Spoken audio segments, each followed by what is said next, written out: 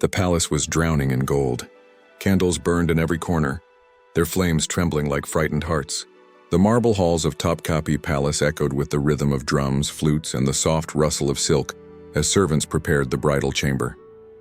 And somewhere in those glittering corridors a young girl trembled.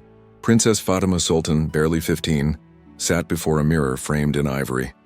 Her face was pale beneath the layers of rose-scented powder. The crown on her head felt heavier than iron. She had been taught since birth that royal daughters do not belong to themselves.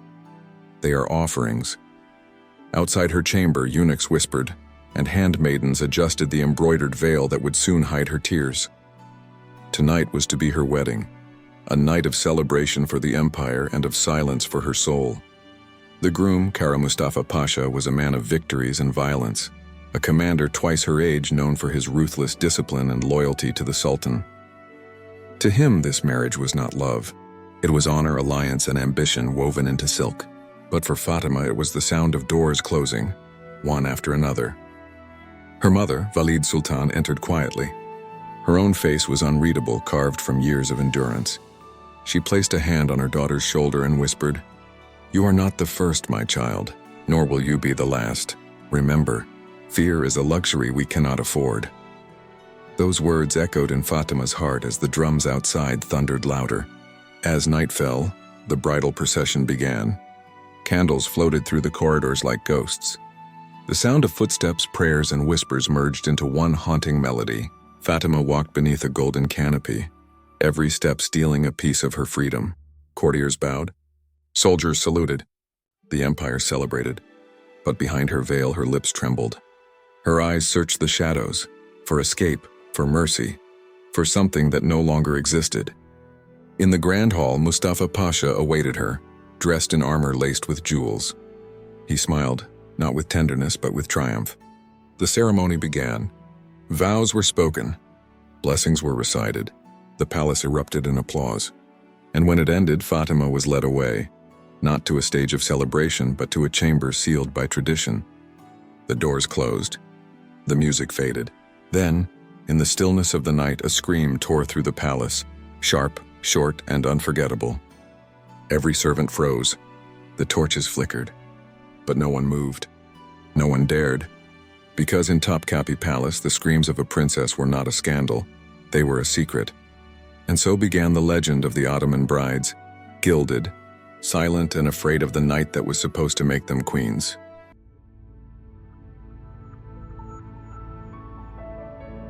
Morning crept into Topkapi Palace like an intruder.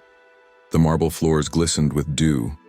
The call to prayer echoed faintly over the Bosphorus, and servants tiptoed through the silent corridors, pretending they had not heard what happened in the night.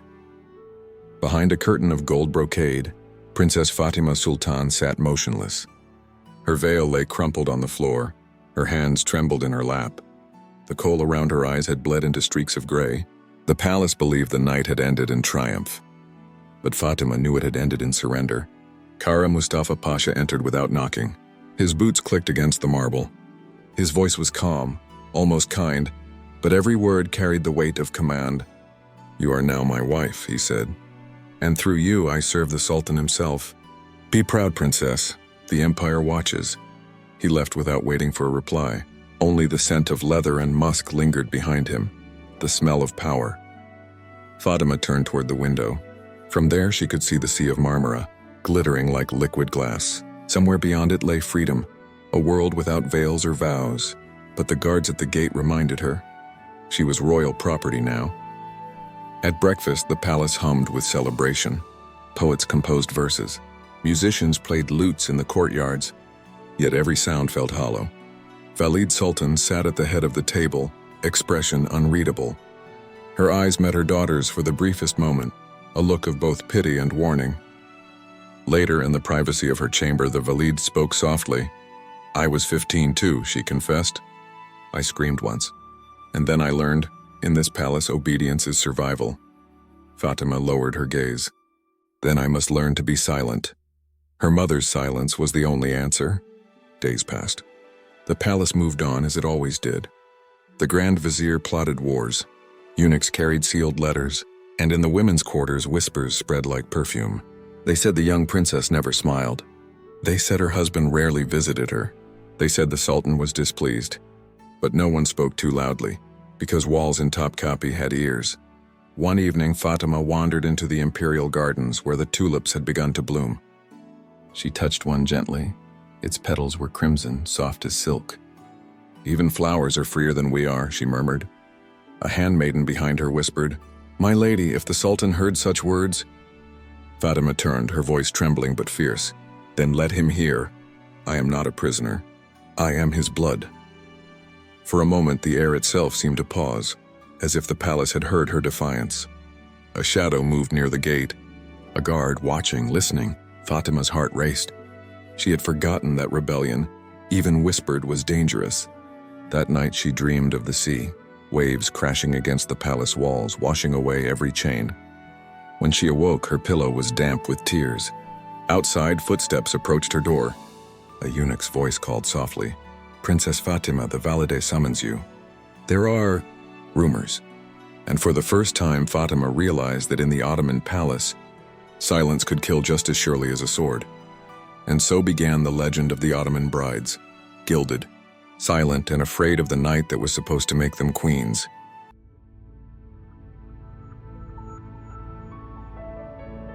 The palace had a way of breathing. In the silence between footsteps, in the echo of closing doors, it whispered. By the third week of her marriage, Princess Fatima Sultan began to feel the walls closing in. Every corner of Topkapi Palace seemed to watch her. Every curtain seemed to listen. The rumors had begun, quiet at first, then growing louder. They said the young princess wept through the night. They said she cursed her husband under her breath. They said her tears might shame the empire. And in the Ottoman court, rumors were more dangerous than daggers. One morning, Fatima entered the harem garden and found the air thick with gossip. The women fell silent as she approached, eyes flickering with pity and fear. "Good morning, my sisters," she greeted softly. No one answered. Only a single lute string broke in the distance, a lonely, trembling sound. Her favorite handmaiden, Layla, finally spoke. "My lady, the Grand Vizier has sent word to the Sultan. They say your heart is troubled." Fatima's lips trembled. "Since when is sorrow a crime?" Layla bowed her head. "Since sorrow can be mistaken for defiance." That evening her husband returned. Kara Mustafa Pasha stood tall, his armor gleaming in the torchlight. But his eyes were cold, a soldier's eyes. "You are being watched," he said simply. "Do not shame me before the Sultan." "I have done nothing," she whispered. "You breathe," he replied, "and they interpret it." He turned away, leaving her in the half-dark chamber, the sound of his footsteps fading into the endless corridors. The next day, Fatima was summoned to her mother's chambers. Valid Sultan was surrounded by eunuchs and advisor, her calm mask never breaking. "Daughter," she said, "you must be careful.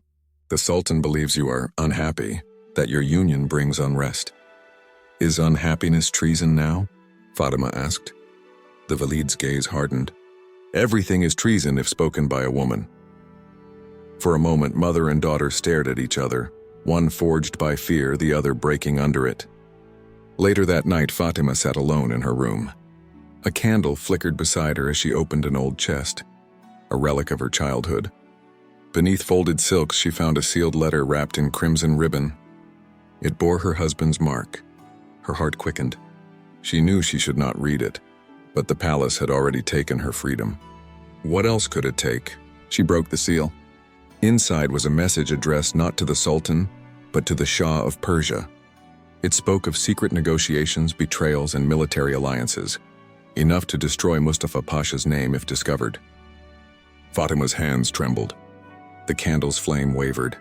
If she revealed this letter, she could avenge every silent bride. But if she was caught, it would mean her death. Somewhere outside, footsteps echoed. A shadow passed beneath her door. She blew out the candle, clutching the letter to her chest. The palace held its breath. In the empire of whispers, Fatima now carried the deadliest one of all.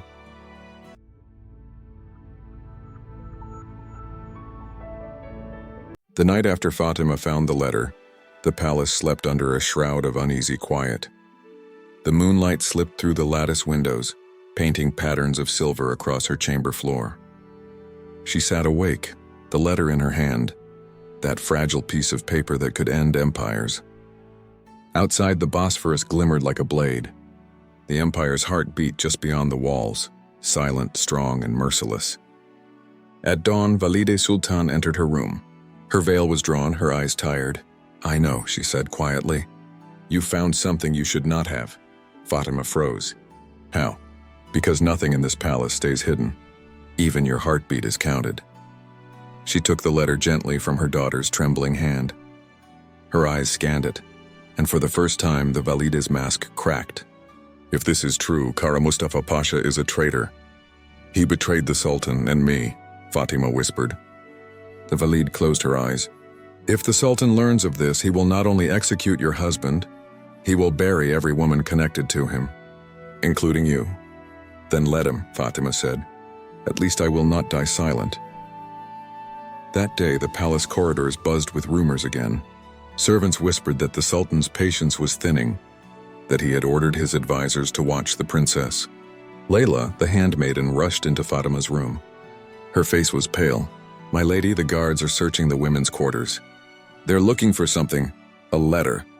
Fatima's heart pounded. "They know." Layla grabbed her hand. "You must hide it." But Fatima shook her head. "No, hiding is what they want us to do. I will face them." As the soldiers entered her chamber, their commander bowed stiffly. "Princess Fatima Sultan," he said, "the Sultan requests your presence in the council hall." Her mother's voice echoed in her mind. "Fear is a luxury we cannot afford." She rose slowly, adjusting her veil. "Then let us not keep His Majesty waiting." The imperial council hall was lit by hundreds of oil lamps. At the center, the Sultan, young yet commanding, sat upon his golden throne. His gaze was sharp as a falcon's. Beside him stood Kara Mustafa Pasha, calm and expressionless, unaware of what Fatima had found. "My beloved niece," the Sultan said, his tone soft but dangerous. "Whispers reach me that your marriage has brought unrest. Tell me, why does the empire hear your sighs?" Fatima bowed her head. Her heart raced, but her voice was steady. "Because the empire forces its daughters to bleed for its pride." A murmur swept through the council. Even the Sultan leaned forward. "You speak boldly, princess." "Because truth needs a voice," she replied. Her husband's eyes burned with fury. "Your Majesty, she is emotional. She—" But Fatima interrupted, her voice trembling with courage. "If emotion is weakness, then the empire has no heart." The room fell silent. She reached into her sleeve and the letter hidden within. "And if betrayal is strength, then look to your generals, not your women." Gasps filled the chamber. The Sultan gestured sharply and guards rushed forward to seize the parchment. Kara Mustafa Pasha's face turned pale. The truth was now in the open, and in the Ottoman court, truth was more dangerous than treason. That night the palace did not sleep. Orders were whispered. Guards moved through the corridors like ghosts. And from her window, Fatima watched as torches surrounded her husband's quarters. He had been arrested, but victory felt like ashes. She sank to her knees, tears streaming down her face. "I have won nothing," she whispered. "Only survived." And as dawn rose over Topkapi, Fatima realized, surviving the night might have been easier than surviving the truth.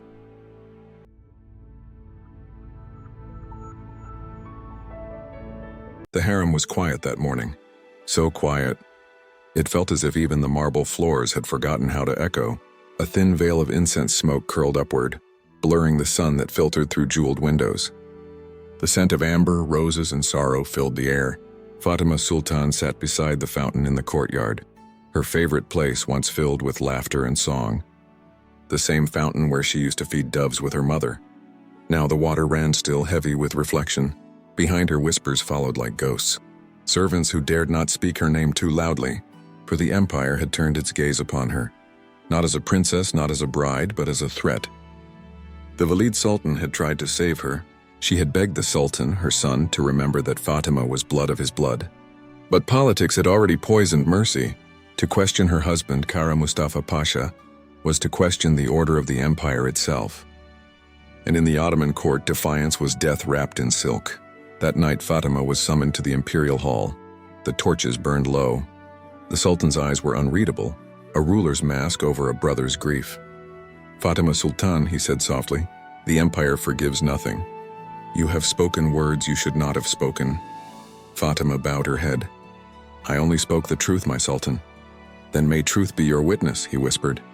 Her mother turned away. Her husband stood silent, proud and distant, as if already erasing her from memory. Guards stepped forward, but Fatima did not tremble. "I was born in a cage of gold," she said. "Let them remember," and the bird still sang. The sultan's eyes flickered. For a heartbeat, the empire paused. That night, the princess was sent away, not to death, but to silence. An old fortress on the edge of the Bosphorus became her world.